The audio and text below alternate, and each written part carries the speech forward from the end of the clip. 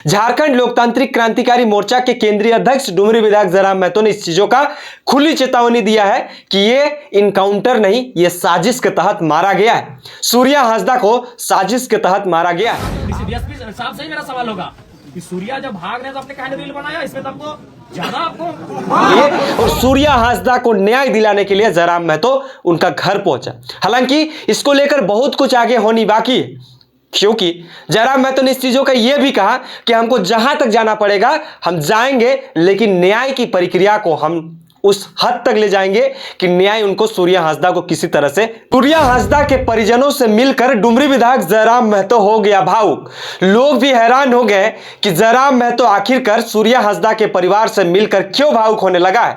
आपको पता होगा कि डुमरी विधायक जयराम महतो के पार्टी द्वारा ही जो है सूर्या हांसदा को बोरिया विधानसभा से चुनाव लड़ाया गया था, लेकिन जो है पुलिस के इनकाउंटर द्वारा जो है सूर्या हांसदा को ढेर कर दिया है। इसके बाद राज्य भर में इसका चर्चा बड़ी गर्म हो गई है कि सूर्या हांसदा का जो है फेक इनकाउंटर हुआ है। इसको लेकर बीजेपी भी काफी तूल दे रही है, साथ में झारखंड लोकतांत्रिक क्रांतिकारी मोर्चा के तमाम पदाधिकारी भी इस चीजों को फेक बता रही है।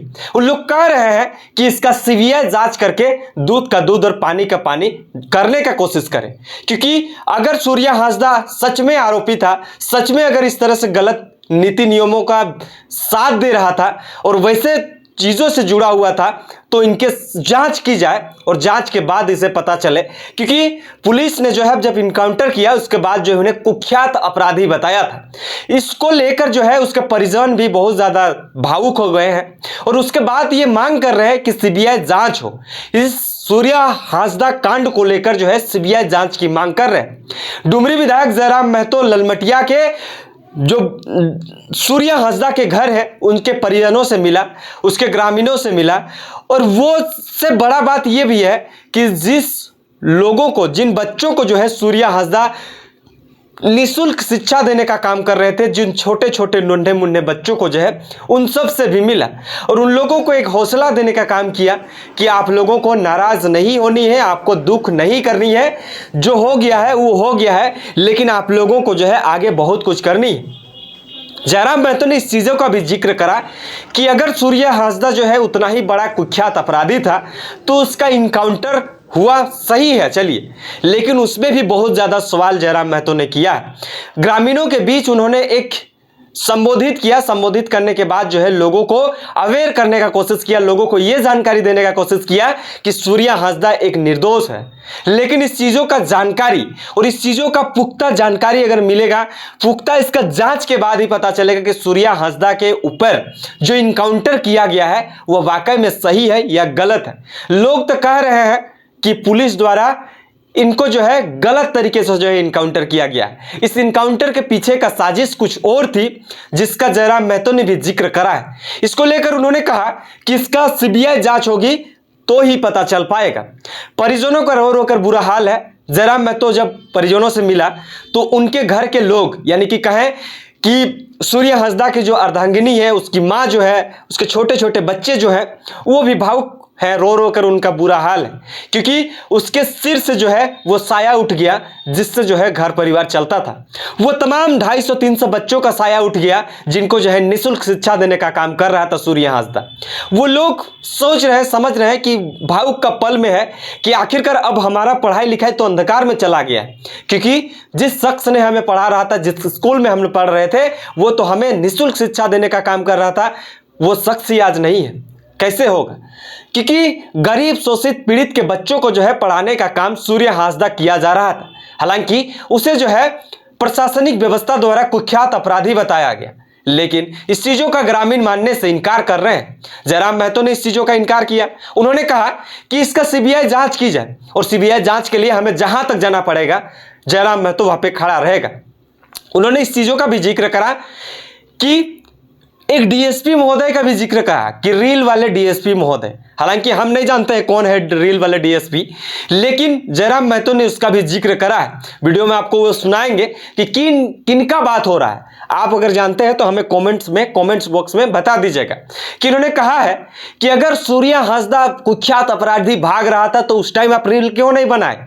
ये सवाल मेरा नहीं है, ये सवाल जयराम महतो का है। हालांकि इस चीजों से परे अब एक बड़ी बात आपको सुनाते हैं और बताते हैं कि डुमरी विधायक जयराम महतो हमेशा शोषित पीड़ित वंचित लोगों के साथ खड़े रहते हैं और सूर्या हांसदा भी एक समाजसेवी वर्ग से बिलोंग करता है, लोग कह रहे हैं। हालांकि जिस तरह से उसका एक्टिविटी था, जिस तरह से वो लड़ाई लड़ रहे थे, जिस तरह से गरीबों का मसीहा माने जाते थे, गरीबों के लिए आवाज उठाते थे, उनको जो है इनकाउंटर कर दिया गया है। और उनके साथ जो है खड़े होने के लिए, उसके परिजनों के साथ खड़े होने के लिए और सूर्या हांसदा को न्याय दिलाने के लिए जयराम महतो उनका घर पहुंचा।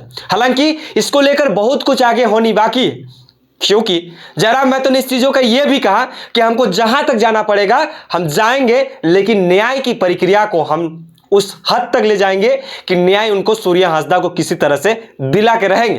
क्योंकि सूर्या हांसदा की परिजन जो है काफी भावुक पल का अनुभव कर रहे हैं, क्योंकि उसके घर का बेटा उजड़ा है, उसके घर का पति उजड़ा है, उनके घर का बाप उजड़ा है। लेकिन कुछ लोग कह रहे हैं ये कुख्यात अपराधी था, हालांकि ग्रामीण तो कह रहे हैं कि ये बहुत बड़े अच्छे आदमी थे। लेकिन झारखंड लोकतांत्रिक क्रांतिकारी मोर्चा पे लोगों का भरोसा है और तमाम जो बीजेपी हो या अन्य राजनीतिक दल है उन पे भी लोगों का भरोसा है कि सूर्या हांसदा के प्रति एक सकारात्मक बातें निकल के आई है कि वो जो है लोगों को निःशुल्क शिक्षा देने का काम कर रहे थे। आज उन्हीं को जो है मार के ढेर कर दिया गया है। डुमरी विधायक जयराम महतो ने बहुत सारी बातों को कहा कि हम अपने हिसाब से इन तमाम जो छोटे छोटे बच्चे जो है इसके हॉस्टल में रहने वाले बच्चों को जो है अपने स्तर से जो है आर्थिक सहयोग करने का भी काम करेंगे, क्योंकि आर्थिक सहयोग की बहुत ज़्यादा ज़रूरत है।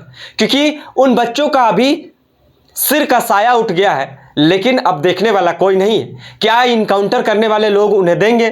क्या झारखंड के वो लोग खड़े होंगे? जयराम महतो ने इस चीज़ों का जिक्र करा कि ये लोग ही आगे जाके भविष्य के कुछ आईएएस बनेंगे, कोई डीएसपी बनेंगे, कोई पुलिस पदाधिकारी बनेंगे, कोई सीओ बनेंगे, आला अधिकारी बनेंगे। लेकिन इनके बीच से एक ऐसा शख्स गुजर गया जिन शख्स के द्वारा इन्हें पढ़ाया जा रहा था, अच्छी शिक्षा दी जा रही थी।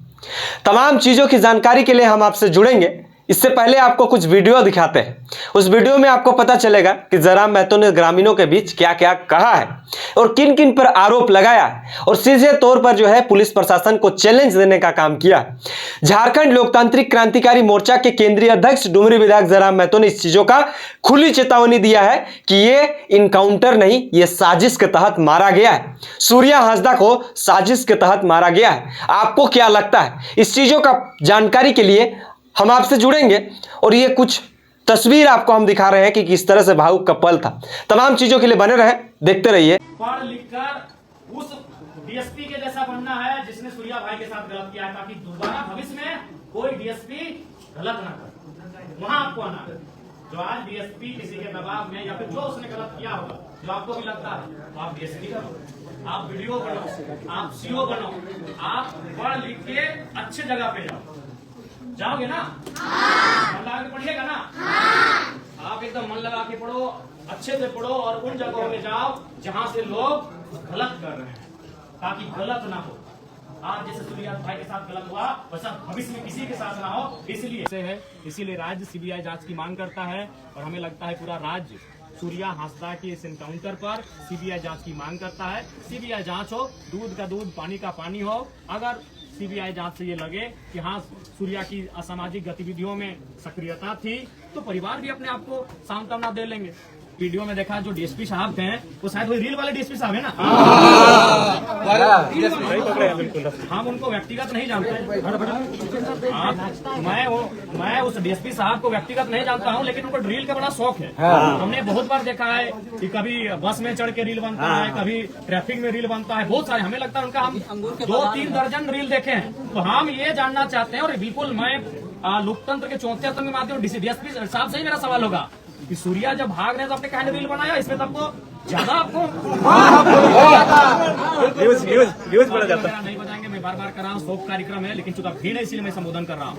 तो आपने कहने दुनिया को दिखाया इस रील को कि सूर्या भाग रहा है। जब आपने उसके बाद के वीडियो को दिखाया, पुलिस आ रही है, बॉडी लेके जा रही है, तो भागने का एक वीडियो बना देते, चूंकि तो रील वाले डीएसपी है। आपने भी देखा, मैं इनको नाम से नहीं जानता, मैंने देखा वीडियो में बोल रहे थे रील वाले डीएसपी साहब है। जो भी हमको नाम से उनसे कोई हमारी शत्रुता भी नहीं है। जो भी आप अपने पढ़ाई के दम पर आए हैं उनका हम सम्मान करते हैं कि वो डीएसपी है। लेकिन सवाल है, मैं उनका सम्मान करता हूँ कि वो डीएसपी है, पढ़ लिख के वहां तक आए हैं। लेकिन सवाल ये है कि आप हर चीज का रील बनाते हो, रील इसमें भी दिखाते कि सूर्या भाग रहा है। आप जो आरोप लगा रहे हैं कि भाग रहा था, भागने पे नहीं इनकाउंटर होता है, बिल्कुल अब भी आप दिखा देते। और दूसरा बात, अगर वो भाग रहा था तो गोली तो पीठ पे होनी चाहिए थी, पेट पे कैसे है? इनको लगा कि ये पढ़े लिखे वही लोग हैं, वही लोग जेपीएससी यूपीएससी बैठते हैं, बाकी लोग तो यहाँ आदिवासी लोग, वो क्या है इन लोग को लगता है। अगर वो भाग रहा था तो गोली पीठ पे होना चाहिए था, पेट पे नहीं होना चाहिए था। तो बिल्कुल मैं डीएसपी महोदय से सवाल करूंगा, और बिल्कुल ये सीबीआई जांच का प्रश्न बनता है कि गोली पेट पे कैसे लगा। दूसरा बात, जला कैसे, और जला उस तर्ज पे है जैसे, मैं फिर रिपीट करूंगा कि इलेक्ट्रिसिटी वायर से टच होने से जलते हैं, गर्म दूध के जलने गिरने से जलते हैं, गर्म तेल के, गर्म चाय के, कोई भी गर्म खाना अगर बॉडी पे गिरता है और जैसा शरीर जलता है वैसा बॉडी जला के। सीबीआई जांच हो, सीबीआई जांच हो। तो आप अपनी पढ़ाई को जारी रखिए, हम हमारी ओर से भी आपको जरूर मदद करेंगे, जो हमारी क्षमता है आपके देखभाल में, आपकी पढ़ाई लिखाई में, आपके हॉस्टल के खर्च में, अपनी क्षमता के अनुसार, अपनी हैसियत के अनुसार जरूर हम आपकी मदद करेंगे। सूर्या भाई जो मदद आपको करते थे उतना तो नहीं कर पाएंगे, लेकिन थोड़ा बहुत हम भी आपकी मदद जरूर करेंगे। इसलिए आपको पढ़ाई को नहीं छोड़िए, कोई नहीं छोड़ेंगे पढ़ाई।